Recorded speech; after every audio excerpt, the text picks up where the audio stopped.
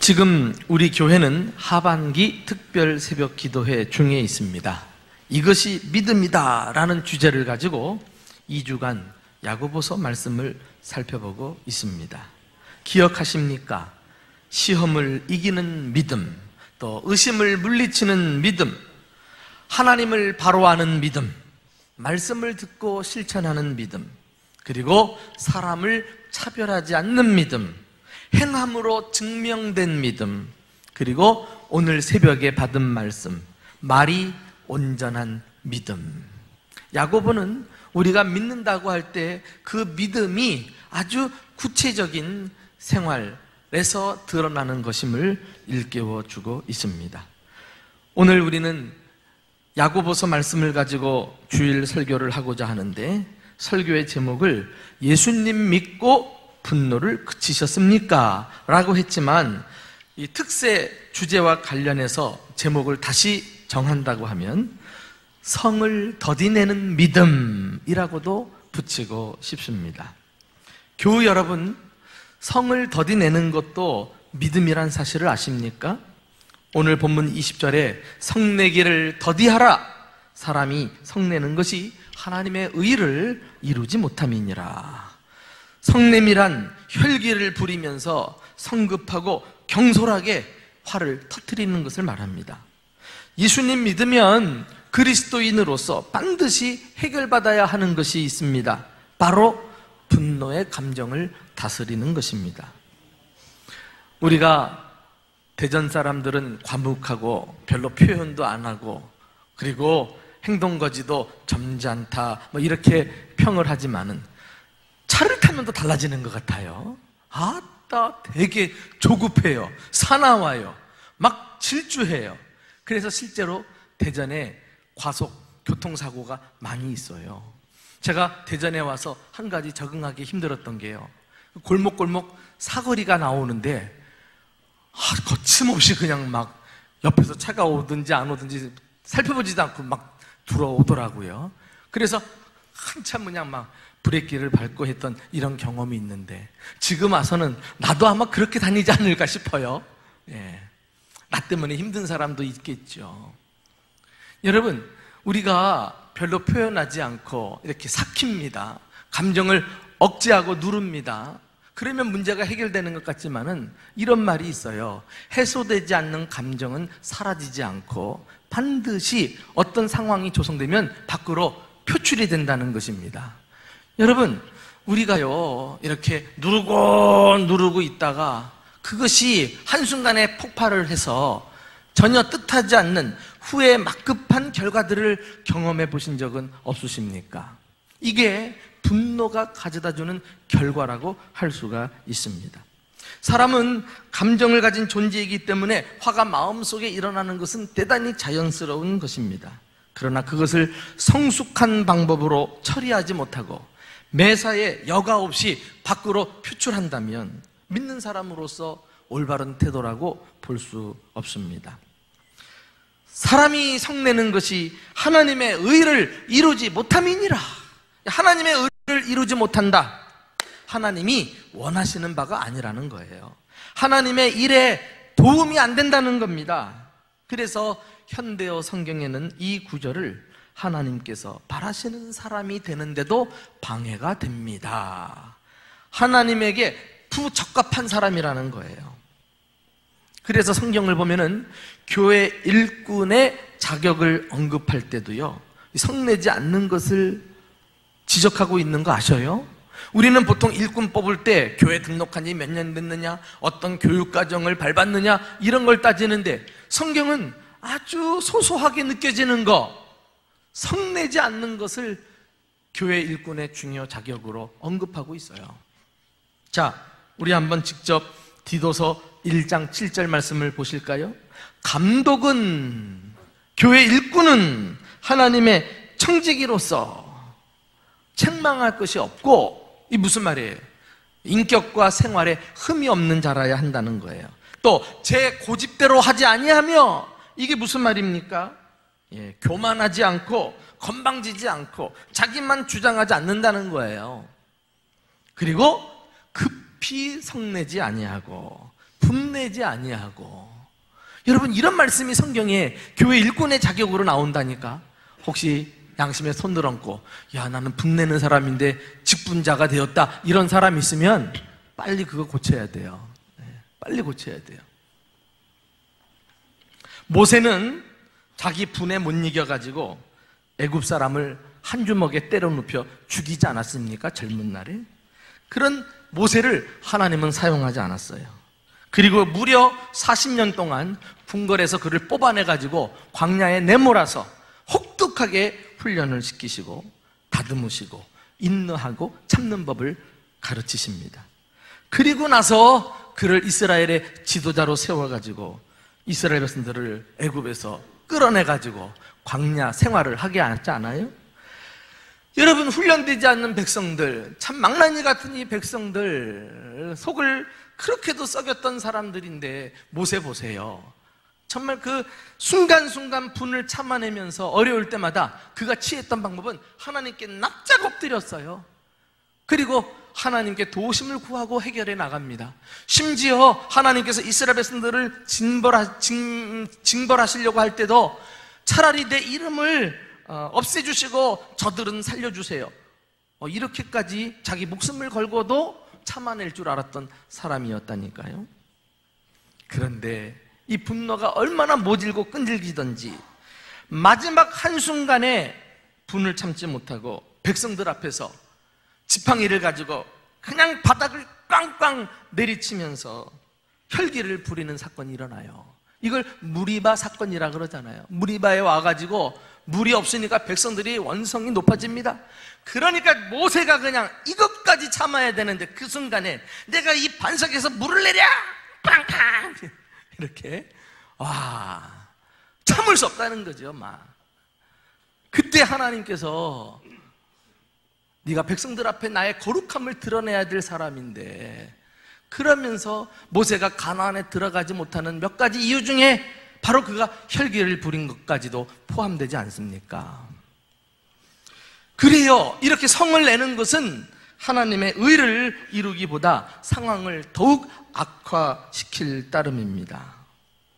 그래서 잠언 12장 16절에서는 성내는 사람을 미련한 자라고 평가하고 있어요. 우리 한번 다 같이 읽어보실까요? 시작. 미련한 사람은 분노를 당장 나타내거니와 슬기로운 자는 수욕을 참느니라. 분노하는 것은 사실은 의로운 것도 자기가 대단한 것도 아니에요. 그것은 부끄러운 일입니다. 미련한 것입니다. 강한 자가 아니라 속내는 약한 자인 거예요. 예수님 보십시오. 그는 강한 자이시였지만은 베드로전서 2장 23절에 보면은 자신을 십자가에 못 박고 침을 뱉고 모욕을 주고 고통을 가하는 사람들에게 이렇게 반응하지 않으십니까? 욕을 받으시되 대신 욕하지 아니하시고 고난을 받으시되 위협하지 아니하시고 오직 공의로 심판하시는 하나님께 부탁하였도다. 예수님은 참음으로써 우리가 따라가야 될 본을 보여주신 분임을 알 수 있어요. 예수님이 만약에 성을 참지 못하고 그냥 분노를 터뜨렸다면 하나님의 구원 계획은 수포로 돌아갔을 거예요. 주님의 의는 이루지 못했을 거예요. 그러나 그분이 분을 참아내셨기에 하나님의 구원은 완성이 되었고 하나님의 의를 이룰 수 있었습니다. 여러분, 성도가 주님을 따라가는 사람이라고 할진데 우리가 다른 것도 많이 있지만 특별히 분을 터뜨릴 수밖에 없는 상황 속에서도 욕하지 아니하고 위협하지 아니하고 혈기를 나타내지 아니하고 끝까지 인내하셨던 그 주님을 생각하면서 이 길을 함께 가는 저와 여러분 될 수 있기를 주님의 이름으로 축원합니다. 어떤 분은 막 다혈질이라 분내는 걸 금방금방 알 수 있어요. 고함을 칩니다. 혈기를 부립니다. 입에 담지 못할 욕설을 퍼붓습니다. 그리고 그리스도인으로 사탕치 않은 저주까지 쏟아냅니다. 그런데 많은 경우에 분노하지 않는 사람인데도, 그렇게 보이는데도 그 속에서는 막 부글부글 끓는 사람이 있다니까. 그런 사람도 분노하는 사람이에요. 그 속에 앙심을 품는다던가 원한을 가지고 산다던가 왜 그렇게 미워하는 사람들은 많은지, 그것이 막 속에서 골마 터지고 자신을 힘들게 하면 그도 분노하는 사람이에요. 그도 분노하는 사람. 무엇보다도 우리는 이 분노를 감정의 영역으로만 이해할 것이 아니라 영적인 영역으로 끌어올려서 다룰 필요가 있습니다. 한마디로 분노는 영적 전쟁인 것입니다. 왜 그럴까요? 사탄 마귀가 분노를 가지고 우리를 공격하기 때문에 그래요. 분노야말로 마귀가 우리를 넘어뜨리기 위해서 자주 사용하는 무기입니다. 아니, 마귀 자신이 분노의 영이라는 사실을 아셔요? 자, 이 땅에서 지금 어떤 일이 벌어지고 있는지 요한계시록에서는 아주 간단하게 한마디 구절로 설명하고 있는데 우리가 그것을 좀 파악할 필요가 있어요. 요한계시록 12장 12절 말씀을 함께 보십니다. 자, 시작. 그러므로 하늘과 그 가운데에 거하는 자들은 즐거워하라. 그러나 땅과 바다는 화 있을진저 이는 마귀가 자기의 때가 얼마 남지 않은 줄 알므로 크게 분내어 너희에게 내려갔음이라 하더라. 사탄 마귀가 천사로 지음받았지만 교만하여 그만 타락해서 하늘에서 땅으로 내려오지 않습니까? 그러나 하늘에는 천사들이 기뻐하고, 그러나 이 사탄 마귀가 이 세상에 점령하듯이 자신들이 악한 귀신을 풀어 활동하기 시작하자 땅과 바다는 화 있을진저. 지금 이 세상 되어지는 일들 보세요. 이게 정상이냔 말이에요. 보통 사람들이 미친 듯 혈기를 부리고 분노하고 사람을 치고 때리고 죽이는 거, 이거 파리 목숨보다도 더 하찮게 여기는 시대 속에 우리가 살아가고 있지 않습니까? 남만 그러나요? 우리 자신이 얼마나 과격해졌습니까? 불쑥불쑥 다듬어지지 않은 채 혈기를 쉽게 부리는 환경 속에 우리가 살아가고 있지 않습니까? 이게 다 마귀의 조장을 받아가지고 그가 자기 때가 얼마 남지 않은 줄 알고 말세지말 온 세상을 분노로 어지럽히고 혼란스럽게 만드는 것을 말씀하고 있어요. 분노는 하나님의 의를 이루지 못하게 하지만 사탄 마귀의 뜻을 이루게 합니다. 우리는 예수님 믿는 자로서 정말 인내하신 본을 보여주신 예수님을 따르며 살 것이냐, 아니면 사탄 마귀의 하수인 노릇을 하면서 그의 뜻을 수종들 것이냐, 결단해야 돼요. 선택해야 돼요. 예수 믿고 자신을 한번 돌아보면서 그런 부분에서 심각하게 고민하셔야 해요. 에베소서에서도 같은 명령을 우리에게 주고 있습니다. 에베소서 4장 26절 27절 함께 읽어봅니다. 시작. 분을 내어도 죄를 짓지 말며 해가 지도록 분을 품지 말고 마귀에게 틈을 주지 마라. 여기 보면 분을 내어도, 분이라는 감정을 자연스러운 것으로 인정하고 있어요. 그러나 그것 때문에 빌미를 줘서는 안 되는 거예요. 죄를 짓거나 그것을 미련하게 오랫동안 품고서 지내서는 안 된다는 거예요. 왜? 마귀가 틈을 타거든요. 마귀는 우리 전체를 대상으로 공격하는 게 아니라 우리의 틈을 노려요. 우리의 악한 습관을 딱 노려보고 있다가 분노하는 순간 우리 속을 침투해 들어와가지고 자기 뜻을 펼쳐 보인다니까. 그래서 여러분, 왜 살인사고가 일어난 현장이라던가 강도, 그리고 잔인한 사건, 사람이 다치고 죽은 이런 일을 추후에 이렇게 방문하다 보면 여기서 그랬디야 그러면은 사람이 갑자기 오싹해지는 거 못 느껴요? 음산한 분위기가 감싸돌고 있는 거 못 느껴요? 그 마귀가 지나가서 그래. 마귀가 해집고 지나가서 사람이 정상적인 자기 생각으로 도저히 이룰 수 없는 것을 한번 딱 그 약점을 붙잡혀서 틈을 사로잡혀 버리니까. 그래서 분노는 항상 후에 막급한 죄예요. 후에 막급한 죄예요.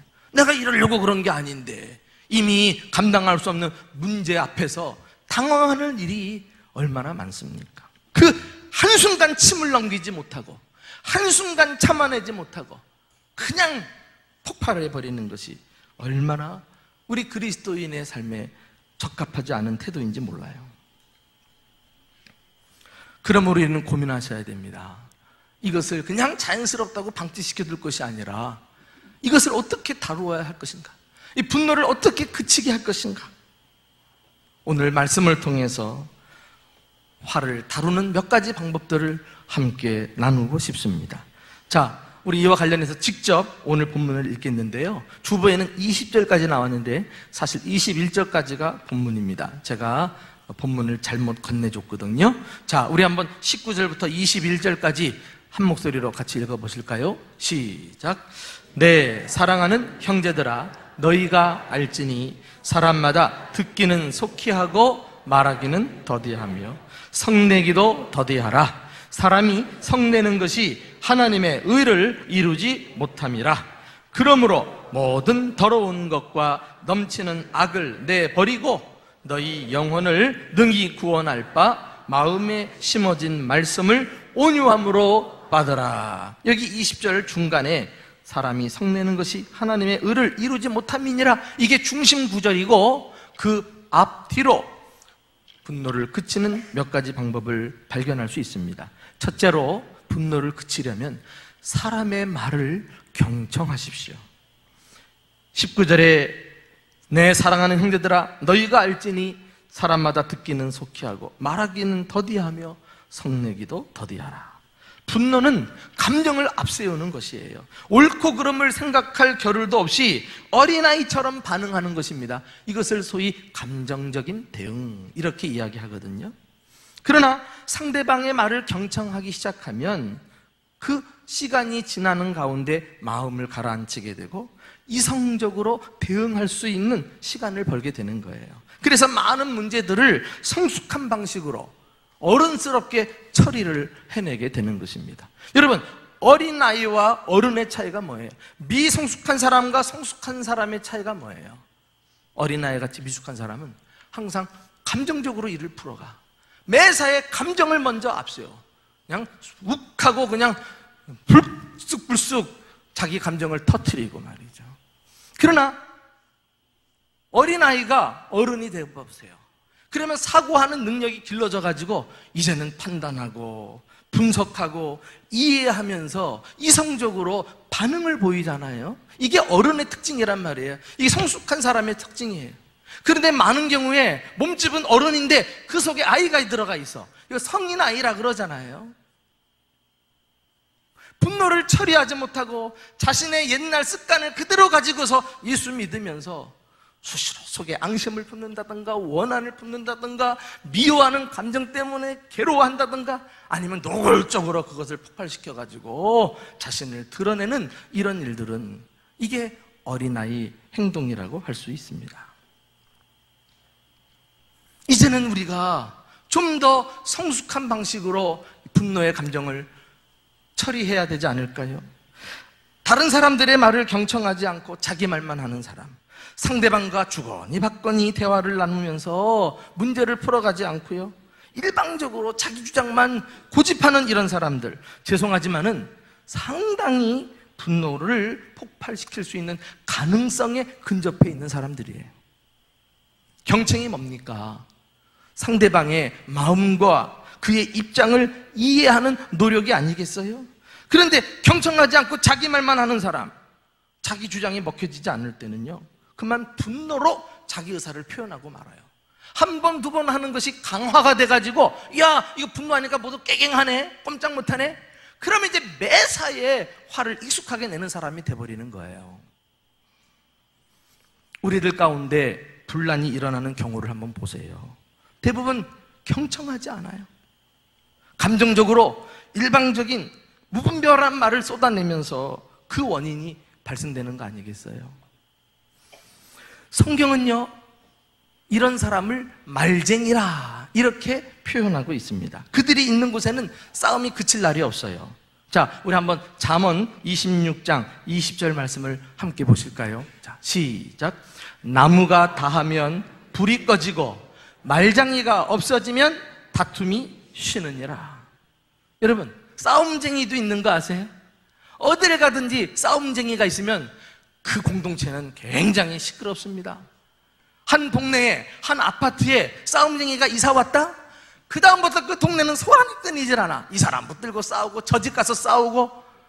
와, 우리 동네에도 싸움쟁이 한 사람 이사 와가지고 내가 멱살까지 붙잡혔다니까? 네? 여러분의 담임 목사가 멱살까지 잡혔다고. 이야, 그렇게 온 동네방네 소란스럽게 만들더니 어느 날 싹 이사가고 없는데요, 지도 양심이 있는지 현관 앞에다가 소란을 피워 죄송합니다 이거 써붙여놓고 갔어요. 위로가 안 돼, 위로가 안 돼. 이미 상처를 받았는데 자기 편하자고 사과하는 거야. 뭐야? 사과하려면 얼굴 보고 대면하여 정직하게 올바르게 똑바로 표현을 하면서 사과해야지. 야, 싸움쟁이가 이렇게 혼란스럽게 한다는 걸 내가 겪어봤어요. 그런데 말쟁이도 있는 거 아세요? 말쟁이. 여러분, 공동체 가운데 말쟁이가 있으면은요, 진짜 싸움이 그치질 않습니다. 쓸데없는 말 많이 하는 사람, 그 가까이 하면 안 돼요. 친하다고 그냥 따라가면 영향을 받고 휘둘린다니까. 같이 망하고 마는 거예요. 말을 이리저리 옮기면서 성도들 이간질시키는 사람들, 그거 우리가 주의해야 돼요. 봉사는 안 하고 뒷전에서 수근수근 거리는 사람들, 이거 주의해야 합니다. 이런 사람들로 인해서 없는 문제도 생기고 사람들은 휘둘리고, 그래서 막 에너지를 쓸데없는 데 쓰다가 이런 사람들이 없어지면 순식간에 공동체가 조용해지는 거, 참 그런 이치가 있더라고요.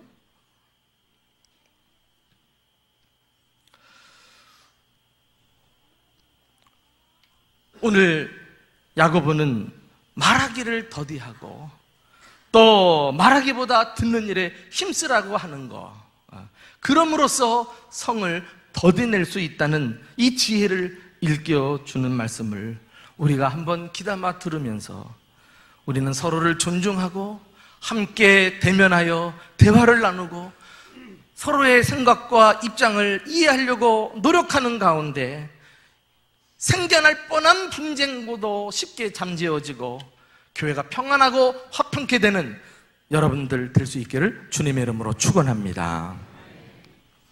두 번째, 우리가 분노를 그치려면 마음속에 쓰레기통을 비워야 합니다.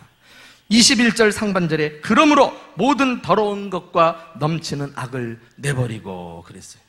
사실 분노를 잘 내는 원인은 그의 마음에서부터 문제가 있다는 사실을 아십니까?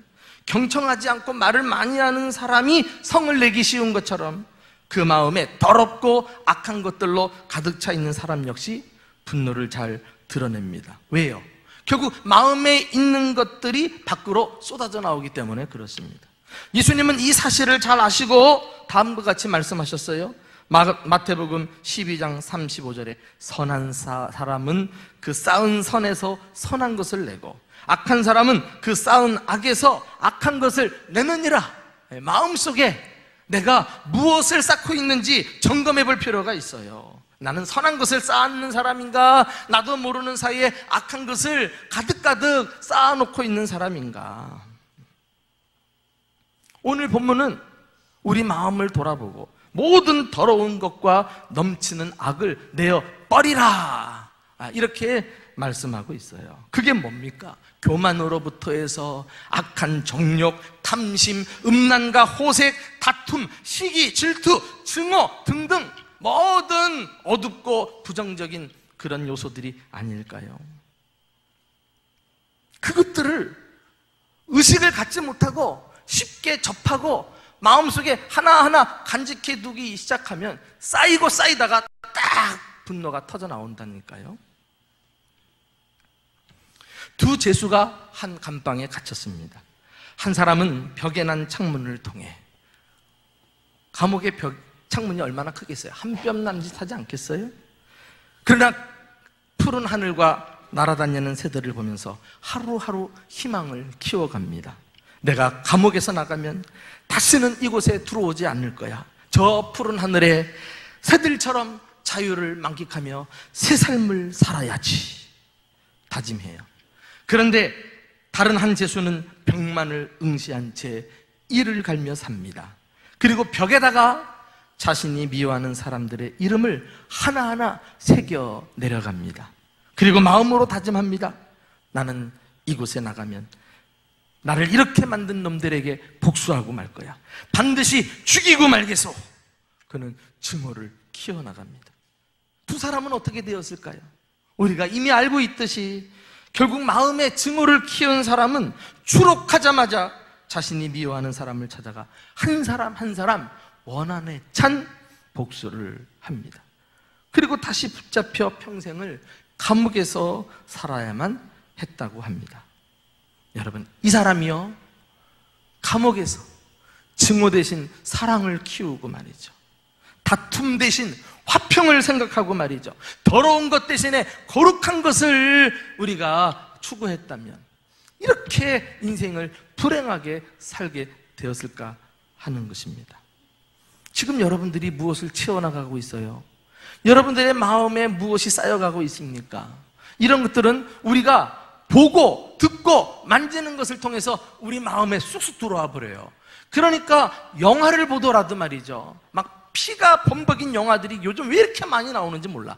그러니까 시대 정신이 이게 예사롭지 않다니까. 비정상이에요. 이 시대가 모두 미친 듯 사탄 마귀가 끌고 가는 방향으로 무방비 상태로 가고 있다니까. 죽이고 자르고 인륜, 폐륜 뭐 이런 것 관계없어요. 이런 것이 스크린을 통해서 버젓이 노출이 되면 다 세상 사람도 그게 사는 줄 알고 사람이 무감각해져 버려. 자기도 어느새 그냥 쌓여 있다가 똑같이 행동이 나온다니까요.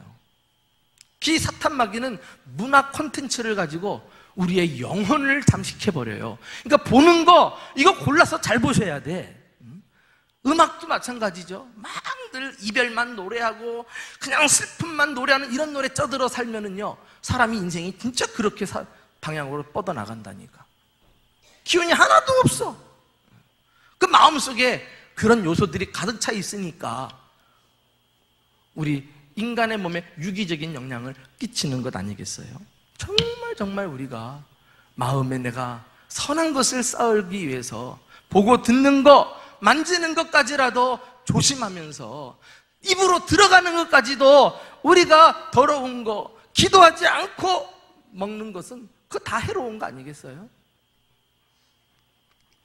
그래서 우리 영혼과 마음에 악한 영향을 끼치지 않도록 특별히 조심하며 주의를 기울일 필요가 있습니다. 마지막 세 번째로, 분노를 그치려면 온유함으로 말씀을 채우십시오. 신앙 선배들은 더러운 죄와 넘치는 악으로부터 자기 마음을 지키는 방법을 알고 있었던 것 같습니다. 그것은 다름 아닌 하나님 말씀으로 마음을 채우는 것이었어요. 자, 우리 한번 시편 119편 11절을 다 같이 읽어보실까요? 시작. 내가 주께 범죄하지 아니하려 하여 주의 말씀을 내 마음에 두었나이다. 여기 컵이 있어요. 그런데 안타깝게도 이 컵에 더러운 물, 마실 수 없는 오염된 물이 가득 차 있다고 생각해 보세요. 그러면 이 컵을 깨끗하게 하는 방법이 무엇일까요? 어떻게 하면 깨끗해져요? 비워요? 네. 비우면 또 누가 더러운 물 부으면 어떡할 거야? 여전히 더러워지는데 한 가지 방법이 있어요. 깨끗한 물을 담으면 돼. 그리고 계속 깨끗한 물을 계속해서 담아두면 돼. 더러운 물이 들어올 틈이 없어요. 우리가 하나님 말씀으로 채우고 또 채우고, 그러면 선한 것이 마음에 쌓여서 우리가 분노를 극복할 수 있으며, 그리고 죄 지을 수 있는 상황 속에서 하나님의 말씀의 능력으로 승리하게 될 줄로 믿습니다. 제가 고3 수능고사 100일을 앞에 두고요, 수험생들은 다 그 수능고사일을 카운트 하잖아요. 근데 100일이 딱 되니까 순간 내 마음속에 불안이 찾아오기 시작하면서요, 모든 것에 자신감이 없어지는 거예요. 두려움이 몰려옵니다. 염려, 근심, 걱정이 내 마음을 사로잡는데요. 의욕이 다 떨어지는 거죠. 이거 왜 이러냐, 이거 왜 이러냐, 막 이러면서 놀란 적이 기억이 나요. 공부를 해도 집중이 안 돼요. 빨리 정신 차려서 마지막 전력 투구를 해야 되는데, 그런데 제가 공부하던 책상 서랍을 딱 열었을 때 눈에 확 들어온 게 뭐냐면요, 여러분 비닐 케이스에 담겨져 있는 성경 암송 카드 알아요? 딱 100장으로 한 묶음이 돼가지고요, 앞은 한글 성경, 뒷면은 영어 성경, 성경 암송 카드가 눈에 딱 들어오는 거예요. 야, 내가 그동안 선물을 받고 그리고 거들떠보지도 않았던 성경 말씀 109절이라 그러니까 딱 하나님께서 은혜를 주시는데, 내가 목회자가 되려고 하셨는지, 목회자가 되려고 했는지 은혜 받으려고 하니까요, 어떤 생각이 딱 떠오르냐면, 그래, 이제 100일 남았는데 아침에 저녁에 학교 오고 갈 때 차 안에서, 버스 안에서 나는 성경 말씀을 외워야 되겠다. 고3짜리가 그런 생각을 하는 거예요. 그래가지고는 아침에 호주머니 이쪽에 외울 성경 구절을 이쪽에 집어넣고 탁 버스 타고 손잡이 잡고 하나는 들고 외우고, 다 외운 것은 또 이쪽 손으로 집어넣고, 이러고 100일을 다녔다니까. 그러면서 마음이 얼마나 기쁘고요, 다시 자신감이 회복이 되고, 야, 해볼 수 있겠다. 그러면서 하나님께서 공부를 잘 감당할 수 있게 해주셨어요. 지금 그때 외웠던 성경 구절들이요, 목회 사역할 때 얼마나 도움이 많이 되는지 몰라요. 성경 설교 준비하려고 하면 관련된 성경 말씀들이 여기저기 막 떠올라가지고요, 참 요긴하게 사용하는 것을 보면서 감사를 드려요. 오늘 본문에서도 야고보도 동일한 교훈을 주고 있죠. 우리 21절 하반절 말씀을 함께 읽어보겠습니다. 시작. 너희 영혼을 능히 구원할 바 마음에 심어진 말씀을 온유함으로 받으라. 이 말씀 가만히 보면은요, 하나님의 말씀과 온유한 성품하고 어떤 상관관계가 있는 것 같아요. 우리가 하나님의 말씀을 마음에 계속해서 채워나갈 때 신기하게도 온유한 성품을 소유하게 되어요. 말씀으로 예수 그리스도의 온유하심을 닮아가게 되고요, 성령의 열매인 온유를 우리가 몸에 간직하게 되는 것입니다.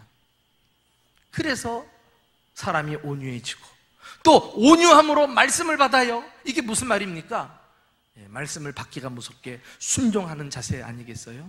겸손하게 말씀을 잘 받는 거예요. 사람의 말로 받지 아니하고 하나님의 말씀으로 수용하는 것을 말해요. 이렇게 온유하니까 말씀을 잘 받고, 말씀을 받아서 마음을 채우니까 더 온유해지고, 이 말씀과 온유는 어떤 상관관계를 가지고 유익을 끼치고 있는 것 같아요. 근데 우리가 아는 대로 온유한 것은 분내는 거, 혈기 부리는 거, 성내는 거하고 상반된 개념 아니겠어요? 우리가 하나님 말씀으로 마음에 충만해서 그 말씀이 우리를 지배하고 다스리게 하면 사람이 점점 더 온유해짐으로써 분노를 그치고 하나님의 의를 이루게 될 줄로 믿습니다. 여러분, 그런데 온유가 뭐예요? 온유를 우리는 어떻게 이해해야 될까요? 예수님의 말씀에서 해답을 찾을 수가 있는데, 마태복음 11장 29절에 보면 나는 마음이 온유하고 뭐하니? 겸손하니 내게 와서 배우라 그랬어요.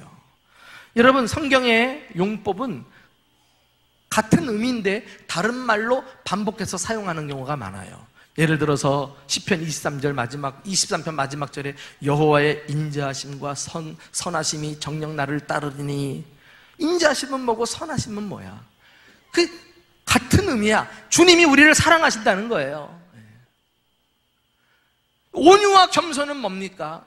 같은 의미예요. 온유는 겸손한 거예요. 겸손한 사람은 온유한 사람이에요. 겸손이 뭐예요? 하나님 앞에 자기를 낮추는 것 아니겠어요? 자기 권리를 내려놓고 포기하는 거예요. 하나님께 전적으로 맡기는 거죠. 이거 온유한 사람, 겸손한 사람만이 해낼 수 있습니다. 예수님 자신은 온유하고 겸손하셔서 하늘 보좌를 버리시고 낮고 천한 구유에 오셨고, 하나님 아들 된 권리를 내려놓으시고 종으로 이 세상에 오지 않으셨어요? 포기하신 거예요. 자, 그럼에도 불구하고 내가 온유하지 못하고 분노하는 이유는 무엇일까요? 한마디, 원인은 딱 하나. 온유한 것 같은데도 결정적인 순간에 내 자신을 내려놓지 못해서 그래요. 나의 고집을 꺾지 못해서 그래요. 재미있는 것은 우리 타고 다니는 말이 있잖아요. 말을 길들이다라고 하는 이 관용어가 영어에 break a horse라고 돼 있어요. 말을 꺾는 것을 말해요. 말의 고집을 꺾어요. 그래서 순하게 만든다는 거 아니겠어요? 이야, 우리가 하나님 앞에 꼿꼿이 서가지고 말이죠, 겉으로는 겸손한 척해도 주님이 우리 중심으로 하셔요. 야, 너 고집스럽다. 너 그 알량한 자존심 언제 내려놓을래? 너 언제까지 그렇게 힘들게 분노하며 살래? 나는 분노 안 한다고요? 제가 많은 경우에 말이죠, 보통 정상적인 경우에 또 다른 사람의 문제에 관해서는 그렇게 아량이 넓고 후덕한지 몰라요. 야, 뭐 좋은 게 좋다고 이렇게 나가다가도 자기 이름이 불려지고 자기 이해관계에 해당되는 문제면 얼굴이 붉어져가지고 와락 와락 큰 소리 치는 사람들 많이 봅니다. 그게 우리의 한계예요. 그때 자기를 내려놔야 되는데, 희생을 무릅쓰고 손해볼 줄 알아야 되는데, 자기 고집을 꺾고 낮아질 줄 알아야 하는데, 그것이 우리가 주님 앞에서 해결받아야 될 태도가 아닐까요? 고집 더 이상 내세우지 말고 자신을 깨트리세요. 꺾으세요. 자신을 높이지 말고 낮추세요. 이기려고 하지 말고 져주세요. 이익을 보려고 하지 말고 손해를 보세요. 그러면 우리는 분노를 그렇게 터뜨리지 않아도, 그렇게 큰 소리로 혈기를 부리지 않아도 훨씬 더 좋은 결과를 얻게 될 것이며 하나님의 의는 이루어지게 될 줄로 믿습니다. 사랑하는 교우 여러분, 예수님 믿고 분노를 그치셨습니까? 분노와의 싸움은 감정 조절을 넘어서서 영적인 전쟁입니다.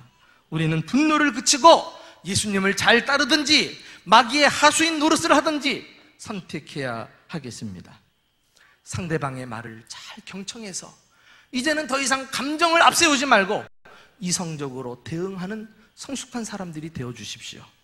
마음속에 쓰레기통을 비우고 악한 것을 버리고 선한 것으로 채워서 분노할 수 있는 상황 속에서 벗어나도록 노력하십시오.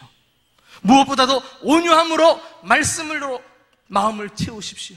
그 말씀이 나를 더욱 온유하게 만들어가게 하십시오. 하나님께서 저와 여러분의 남은 삶을 통해서 하나님의 의와 뜻을 이루는 아름다운 그리스도인들로 쓰임받을 수 있기를 예수님의 이름으로 축원합니다.